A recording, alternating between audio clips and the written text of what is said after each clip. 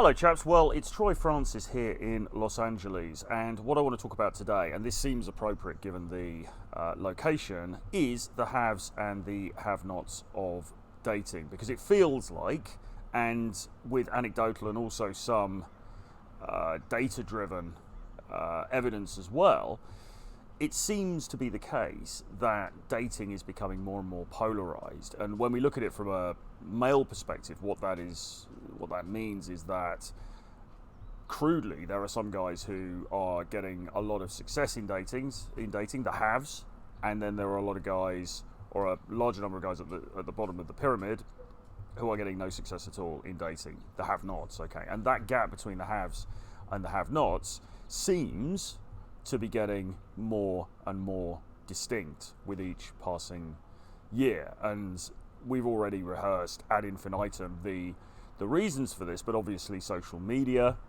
the dating apps, the influence of platforms like Instagram, where lavish lifestyles can be displayed and giga-chads can rise to the top of the algorithm, and so on and so forth, appears to be putting more and more pressure on the dynamics in the dating marketplace. And I've just spent the last few days out here in Los Angeles with a friend of mine, and we've been going out and doing some socializing, and we've also been to a couple of networking events at some high-end bars.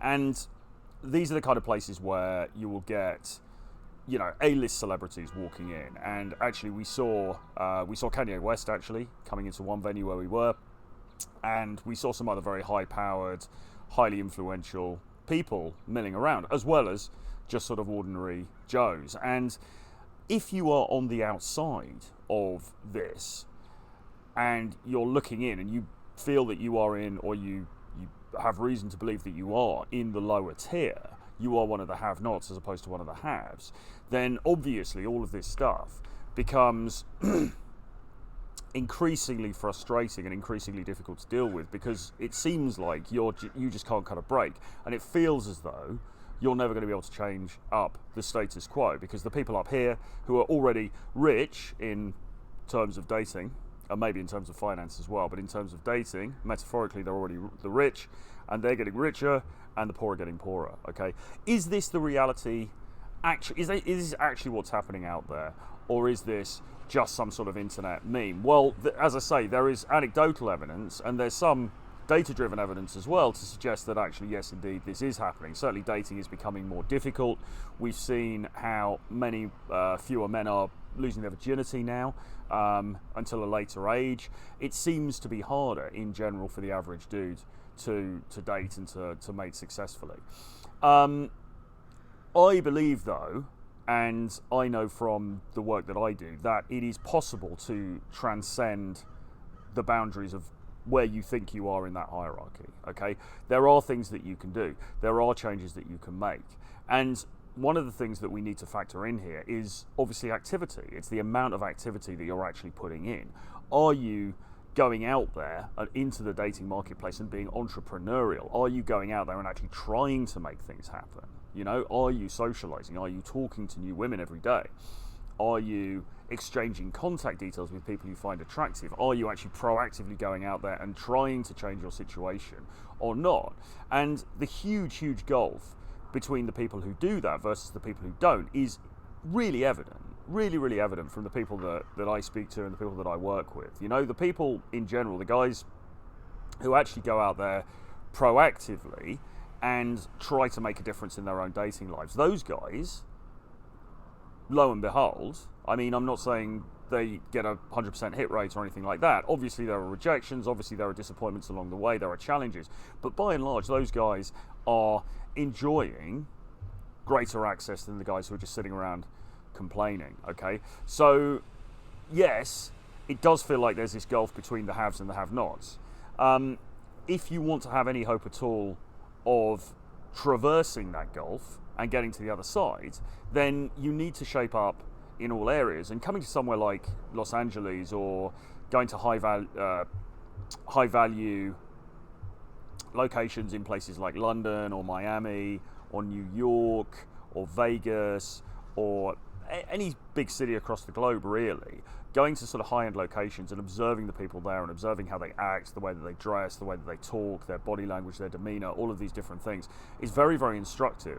Because first of all, you've got to have a look at, okay, so what do I need to aim at as a guy? You know, what do I need to aim at? What is the kind of archetype that is likely to be appealing to a large number of, or a larger number of women? Okay, so you want to have a look at that, and then you want to think, okay, so how, you know, removed am I from that? Am I quite near to that and things are looking good, or am I quite significantly removed from that? And if you're quite significantly removed from it, well, guess what? You've got work to do. I mean, none of this stuff is magic. And again, we live in this culture where people are very used to instant gratification. They want quick fixes. They want the easy answer. They want the silver bullet, okay? And often it's just easier to sit around complaining rather than trying to make the changes that actually are really going to help you, okay? Now, I saw a really good tweet the other day. I think it was somebody like Fort Worth Playboy or somebody wrote this tweet, and he said, online guys think that their competition is the 6'7" Giga Chad with the xylophone abs and, you know, whatever, perfect jawline, all that stuff. The hedge fund manager who's earning, you know, multiple six figures. Guys think, because they're online, that's who their competition is. But actually, their competition isn't that. Actually, their competition is a slightly schlubby, vaguely out of shape guy in his mid-30s who spends a lot of time on the couch playing video games. Your competition, for the most part, is actually not that great, okay? Your competition is not as advanced as you think. You only have to be a bit better. You only have to be a little bit more interesting, okay? You only have to be a little bit more dynamic and a little bit more proactive than the next guy in order to achieve great results. I saw this playing out at the weekend, okay? We're in Los Angeles. We're in some of the fanciest venues in the world. I was with my friend, who is a great guy, decent looking guy, but, you know, none of us are movie star, you know, looks or anything like that. He was going around, he was opening conversations, and he was getting really, really great traction in that social scene. There were other guys there who, you know, on paper, quote unquote, might have been high value.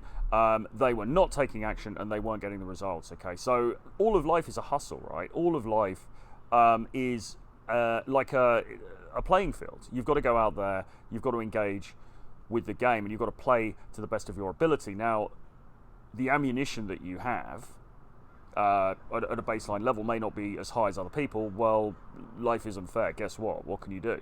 You've got to make the product, that is you, as good as you possibly can through various means, whether that's working out, whether that's you know, getting your hair sorted out, getting your teeth fixed, whatever, any of these different things. Do all of that, but ultimately you also need to practice the social skills. You also need to be going out and actually engaging with people, engaging with women that you find attractive in order to have a hope of bringing them into your life. And it's only by doing that that you're going to somewhat narrow this gulf, or the perceived gulf, between the haves and the have-nots in dating. So a bit of a motivational one today. I hope this has been helpful. I hope it's given you some food for thought. If you want to discuss your dating life with me in more detail, you can absolutely do that. Reach out, drop me an email, troy@realtroyfrancis.com, or just book a call with me on the Calendly link below. Also, subscribe to the channel if you haven't already, and I'll see you guys again very soon. From Los Angeles, it's Troy Francis, signing out. Bye-bye.